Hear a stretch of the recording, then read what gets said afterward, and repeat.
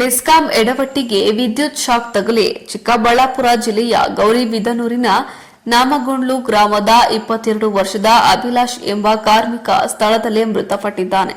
ತಾಲೂಕಿನ ಕಾಟನಕಲ್ಲು ಗ್ರಾಮದಲ್ಲಿ 11 ಕೆವಿಯ ಹೊಸ ಕಂಬಗಳ ಮತ್ತು ತಂತಿಗಳ ಅಳವಡಿಕೆ ಮಾಡಲಾಗುತ್ತಿದ್ದ ಸಂದರ್ಭದಲ್ಲಿ ತಂತಿಯಿಂದ ವಿದ್ಯುತ್ ಹರಿದು ಅವಘಡ ಸಂಭವಿಸಿದೆ. ಮೃತ ಅಭಿಲಾಷ್ ಪದವಿ ಮುಗಿಸಿ ಸರ್ಕಾರಿ ಕೆಲಸಕ್ಕೆ ಅರ್ಜಿ ಸಲ್ಲಿಸಿದ್ದು, ಬಿಡುವಿನ ವೇಳೆಯಲ್ಲಿ ಕುಟುಂಬದ ನಿರ್ವಹಣೆಗೆಂದು ವಿದ್ಯುತ್ ಗುತ್ತಿಗೆದಾರನ ಜೊತೆ ಕೂಲಿ ಕೆಲಸ ಮಾಡುತ್ತಿದ್ದ ಎನ್ನಲಾಗಿದೆ. ಬೆಸ್ಕಾಂ ಅಧಿಕಾರಿಗಳು ಮತ್ತು ಗುತ್ತಿಗೆದಾರರು ಕೆಲಸದ ಸಮಯದಲ್ಲಿ ಯಾವುದೇ ಸುರಕ್ಷತಾ ಕ್ರಮಗಳನ್ನು ಕೈಗೊಳ್ಳದೇ ಇರುವುದು ಅವಘಡಕ್ಕೆ ಕಾರಣ ಎಂದು ಸ್ಥಳೀಯರು ದೂರಿದ್ದಾರೆ. ಇನ್ನು ಈ ಪ್ರಕರಣ ಮಂಚೇನಹಳ್ಳಿ ಠಾಣೆಯಲ್ಲಿ ದಾಖಲಾಗಿದೆ. ಒಂದು ಸ್ವಿಚ್ ಆಫ್ ಮಾಡಿ ಅವ್ರದ್ದು ಸ್ವಿಚ್ ಆಫ್ ಮಾಡಿಕೊಂಡು ಹೊರಟೋಗಿದ್ದಾರೆ. ನೈಟ್ ಆದಮೇಲೆ ಸ್ಟೇಷನ್ಗೆ ಬಂದು ಅವನು ಕಾಂಟ್ರಾಕ್ಟರ್ ಗುತ್ತಿಗೆದಾರ ಬಂದು ಕುತ್ಕೊಂಡಿದ್ದಾನೆ. ಇದಕ್ಕೇನೋ ನ್ಯಾಯ ಬೇಡವಾ?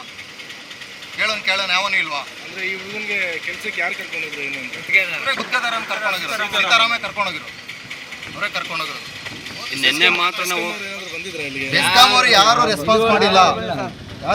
ಅಲ್ಲಿ ಹೋಗಿ ಯಾರು ಎಂಕ್ವೈರಿ ಮಾಡಿಲ್ಲ. ಅಲ್ಲ, ಲೈನ್ ಮ್ಯಾನ್ ಅನ್ನೋದು ಅದು ಒಬ್ಬನೇ ಇರಬೇಕು. ಯಾರಾದ್ರೂ ಅಲ್ಲಿ ಕೆಲಸ ಮಾಡಬೇಕಾದ್ರೆ ಲೈನ್ ಮ್ಯಾನ್ ಅನ್ನೋದು ಒಬ್ಬನೇ ಇರಬೇಕು.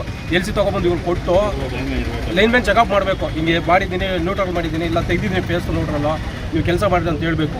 ಮಧ್ಯಾಹ್ನ ಊಟ ಟೈಮ್ಗೆ ಇವ್ನು ಎಲ್ಸಿ ಕ್ಲೋಸ್ ಮಾಡಿಸ್ಬಿಟ್ಟು ಇವ್ನು ಪಾಡಿ ಇವ್ನು ಹೊರಟೋಗ್ಬಿಟ್ರೆ ಚಾರ್ಜ್ ಮಾಡಬೇಕಾದ್ರೆ ಹೇಳ್ಬೇಕು, ಕೆಲಸ ಮುಗಿದೈತೋ ಇಲ್ವೋ, ನಿಮ್ಮದು ಕೆಲಸ ಮುಗೀತೋ ಇಲ್ವೋ, ಒಂದ್ಸಲ 4 ಸಲ ಕೇಳಬೇಕು ಮುಗೀತೋ ಇಲ್ವೋ, ಈ ಥರ ಚಾರ್ಜ್ ಮಾಡ್ತಾ ಇದ್ದೀನಿ ಕರೆಂಟು ಮಾಡಲೇಬೇಕು ಅಂತ ಕೇಳಬೇಕು ತಾನೇ. ಇವರು ಕೇಳ್ದಂಗೆ ಸುಮ್ಮನೆ ಏಕಾಏಕಿ ಚಾರ್ಜ್ ಮಾಡಿಬಿಟ್ಟು ಒಂದೇ ಒಂದು ಲೈನಲ್ಲಿ ಕರೆಂಟ್ ಬಂದು ಇವ್ರು ಇದಾಗ್ಬಿಟ್ಟಿದ್ರೆ ಯಾರು ಸರ್ ಕಾರಣ ಇದಕ್ಕೆ? ಎಲ್ಲಿ ಕೆಲಸ ಮಾಡ್ತಿದ್ರು, ಎಲ್ಲಿಂದ ಎಲ್ಲಿ ಲೈನ್ ಎಳಿತಾ ಇದ್ರು ಏನು ಅಂತ?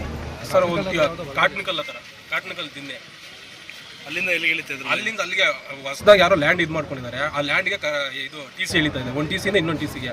ಆ ಟಿ ಸಿನೂ ಇಲ್ಲ, ಒಂದು ಹೊಸ ಟಿ ಸಿ ಮಾತ್ರ ಇವ್ರು ಇನ್ಸ್ಟಾಲ್ ಮಾಡಿರೋದು ಮಾತ್ರ ಇದೆ. ಇನ್ನೊಂದು ಟಿ ಸಿ ಎಲ್ಲಿದೆ ಅಂತ ಗೊತ್ತಿಲ್ಲ. ಅದು ಕಾಣಿಸ್ತೇನೆ. ಒಂದು 3/4 ಕಿಲೋಮೀಟರ್ ಹುಡುಕಿದ್ದೀನಿ ನಾನು, ಆ ಟಿ ಸಿ ಸಿಕ್ಕಿಲ್ಲ. ಇಲ್ಲೆಲ್ಲೋ ಸೆಂಟ್ರಲ್ ಮಾತ್ರ ಒಂದು ಜಂಪ್ ಇದು ಮಾಡಿದ್ದಾರೆ ಅಷ್ಟೇ, ಕಟ್ ಮಾಡಿದ್ದಾರೆ. ಇದೇ ಮಾಡಿದ್ದಾರೆ. ಇದು ಒಂದು 4 ಲೈನ್ ರಾಡ್ ಬರುತ್ತಲ್ಲ, ಆ ಇದಕ್ಕೆ ಕನೆಕ್ಟ್ ಮಾಡಿದ್ದಾರೆ. 2 ಲೈನ್ ಡಮ್ಮಿ ಮಾಡಿ ಇದು ಮಾಡಿದ್ದಾರೆ. ಅದು ಒಂದು ಲೈನಿಂದ ಕರೆಂಟ್ ಪಾಸ್ ಆಗಿ ಲಾಸ್ಟ್ ಲೈನ್ ಬಂದಿದೆ. ಒಂದೇ ಒಂದು ಲೈನ್ ಮಾತ್ರ ಬಂದಿದೆ ಕರೆಂಟ್. ಆ ಲೈನ್ ಮಾತ್ರ ಇನ್ನು ಲೈನ್ ಎಳಿತಾನೋ, ಆ ಲೈನ್ ಎಳಿಬೇಕಾದ್ರೆ ಕೈಗೆ ಇದಾಗ್ಬಿಟ್ಟಿದೆ. ಎಳ್ಕೊಂಬರ್ಬೇಕಾದ್ರೆ ಈ ಲೈನ್ ಹೋಗಿ ಆ ಲೈನ್ ಮೇಲೆ ಬಿದ್ದಿದೆ. ಡಮ್ಮಿ ಅಂತ ಹೇಳಿ ಇದು ಮಾಡಿರೋದು. ಕರ್ಕೊಂಬಂದಿರೋ ಕೆಲ್ಸಕ್ಕೆ ಹೆಂಗೆ ಕರ್ಕೊಂಡೋಗಿರೋನು ಹಂಗೆ ಕರ್ಕೊಂಬಂದು ಹಿಂಗೆ ಹೇಳ್ಬೇಕು. ಇಲ್ಲ ಸ್ಪಾಟಲ್ಲಿ ಹೇಳ್ಬೇಕು, ಈ ಥರ ಆಗಿದೆ, ನನಗೆ ಹಾಸ್ಪಿಟ್ಲಿಗೆ ಕರ್ಕೊಂಬರ್ತಾ ಇದ್ದೀನಿ, ನೀವು ಆ ಕಡೆಯಿಂದ ಬರ್ರಿ, ನನಗೆ ಬರ್ತೀನಿ ಆಸ್ಪತ್ರೆ ಹತ್ರ ಅಂತ ಹೇಳ್ಬೇಕು ತಾನೆ. ಅವರು ಮಾನವೀಯತೆಯವರಾದ್ರೆ ಇಲ್ಲಿ ತಂದಿದ್ದಾರೆ, ಇಲ್ಲಿ ಬಿಟ್ಟಿದ್ದಾರೆ. ಅವನ್ನ ಇಲ್ಲಿ ಬಿಟ್ಬಿಟ್ಟು ಒಬ್ಬನ ಬಿಟ್ಬಿಟ್ಟು ಇಬ್ಬರು ಇಲ್ಲೂ ಆಗಿದ್ದಾರೆ. ಇದು OPD ಬುಕ್ ಏನೋ ತೊಗೊಂಬರ್ಕಿದ್ದಾರೆ. ಬುಕ್ ತೊಗೊಂಬರಷ್ಟರಲ್ಲಿ ಇಲ್ಲಿ ಡಾಕ್ಟರ್ ಹೇಳಿದ್ದಾರೆ ಡೆತ್ ಆಗಿದಾರಪ್ಪ ಇಲ್ಲ ಅಂತಿದ್ದಾರೆ. ಹಂಗಂತ ಇದಕ್ಕೆ ಇವ್ನು ಫೋನ್ ಮಾಡಿಬಿಟ್ಟು ಈ ಕಡೆ ಏನವರು ಇಲ್ಲಿಂದ ಹಿಂಗೆ ಒಬ್ಬನ ಹೊರಟಾಗಿದ್ರೆ ಈಗ ಆ ಕಡೆಯಿಂದ ಇಬ್ಬರು ಹಂಗೆ ಎಲ್ಲ ನೋಡ್ರಲ್ಲ ಆಗ್ಬಿಟ್ರೆ ಅವ್ನು ಯಾರು ಸರ್? ಅವ್ನಿಗೆ ಅನಾಥ ಶವ ಯಾರು ಎಲ್ಲ ಊರಲ್ಲಿ ಇರೋರೇ ನಾವು. ನಮ್ಗೆ ಯಾರು ಇಲ್ಲ, ಒಂದೇ ಒಂದು ಫೋನ್ ಮಾಡಿದ್ರೆ ನಾವು ಎಲ್ಲಿರೋರು ಬಂದ್ಬಿಡ್ತೀವಿ. ನಾವು ಒಂದು ಬಿಸಾಕ್ ಹೊರಟೋಗ್ಬಿಟ್ರೆ ಅವನು ಡಸ್ಟ್ಬಿನ್ ಆಗಿ ಬಿಸಾಕ್ ಹೊರಟೋಗ್ಬಿಟ್ಟಿದ್ಯಾ ಸರ್?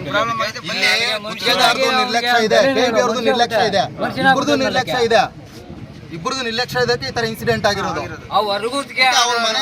ಬಿಟ್ಟು ಹೊರಟೋಗ್ಬಿಡ್ತಾರ, ನಿಂತ್ಕೊಂಡು ಕೆಲಸ ಮಾಡಿಸ್ಬೇಕು. ಅವನೆಷ್ಟು ನರಕ ನೋಡಿ ಡೆತ್ ಆಗಿರ್ತಾನೆ. ಸುಮ್ಮನೆ ಕೂಡ ಬಿಟ್ಬಿಟ್ಟು ಓಟೋಗೋದಲ್ಲ. ಅವ್ರ ಮನುಷ್ಯರಲ್ಲ, ಅವ್ರದ್ದೇನು ಜೀವ ಅಲ್ವಾ, ಅವ್ರದ್ದು ಪ್ರಾಣ ಅಲ್ವಾ. ಅವ್ರ ಮನೆಯ ತಂದೆ ತಾಯಿ ಏನಾಗ್ಬೇಕು?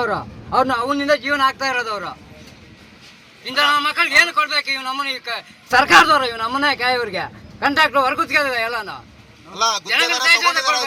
Safety use ಮಾಡ್ಬೇಕಲ್ವಾ? ಸೇಫ್ಟಿ ಕಿಟ್ ಕೊಟ್ಟಿಲ್ಲ ಅವ್ರಿಗೆ. ಕೆಲಸ ಮಾಡ್ಬಿಟ್ಟು ಕೆಲಸ ಮಾಡ್ಕೊಳಕ್ಕಾಗುತ್ತೆ, ಸೇಫ್ಟಿ ಕಿಟ್ ಕೊಡಕ್ಕಾಗಲ್ವಾ? ಇಲ್ಲ, ಕಾಲೇಜು ರಜಾ ಇದ್ದಿದ್ದಿನ ಅವನ ಮೇಲೆ ಆಧಾರ ಸಂಸಾರ ನಡೀತಾ ಇರೋದು. ಸೊ ಅವನು ರಜಾ ಇದ್ದಿದ್ದಿನ ಕೂಲಿಗೆ ಹೋಗಿದ್ದಾನ. ಅವನು ಕೂಲಿ ರಜಾ ಇದ್ದಾಗ ಅವನಂತೂ ಮನೆಯಲ್ಲಿ ಇರಲ್ಲ, ಕೆಲ್ಸಕ್ಕೆ ಹೋಗ್ತಾನೆ. ಬೆಳಿಗ್ಗೆ ಹೋಗಿದ್ದಾನೆ. ಏನಕ್ಕೆ ಕೊಡ್ಬೇಕು ಇಂಥವ್ರಿಗೆಲ್ಲ? ಲಂಚ ತಗೊಂಡ್ ಕೊಡ್ಬೇಕು ಇವ್ರು ಕಾಂಟ್ರಾಕ್ಟರ್ಗಳು. ಸೇಫ್ಟಿ ಗ್ಲೌಸ್ ಕೊಡ್ಬೇಕು, ಎಲೆಕ್ಟ್ರಿಕಲ್ ಶಾಕ್ ಗ್ಲೌಸ್ ಬರುತ್ತೆ, ಕೊಡ್ಬೇಕು ತಾನೆ ಇವ್ರಿಗೆ. ಹೋಗ್ಲಿ ಇಷ್ಟ ಆಗಿದೆ, ಮಾಡಿಲ್ಲ. ಒಂದೇ ಒಂದು ಎಲ್ಲ ಲಂಚದ ಮೇಲೆ ಹೋಗ್ತಾ ಇರೋದು.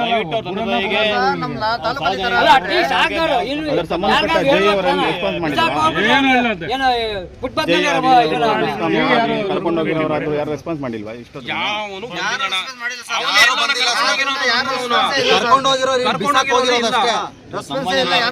ಇವತ್ತು ನಮ್ಮ ಮನೇಲಾಗಿದೆ, ನಾಳೆ ನಿಮ್ಮ ಮನೇಲಾಗುತ್ತೆ, ಇನ್ನೊಂದು ಮನೇಲಿ ಆಗುತ್ತೆ. ಜವಾಬ್ದಾರಿ ಮಾಡಿಲ್ಲ ಯಾವುದೇ ರೀತಿ. ಎಂಕ್ವೈರಿ ಮಾಡಬೇಕಲ್ವಾ ಏನಾಗಿದೆ ಏನು ಅಂತ. ನಿಮ್ಮ ಹೆಸರು ಆನಂದ್. ನಿಮ್ಮ ಹೆಸರು? ಶಶಿಕುಮಾರ್.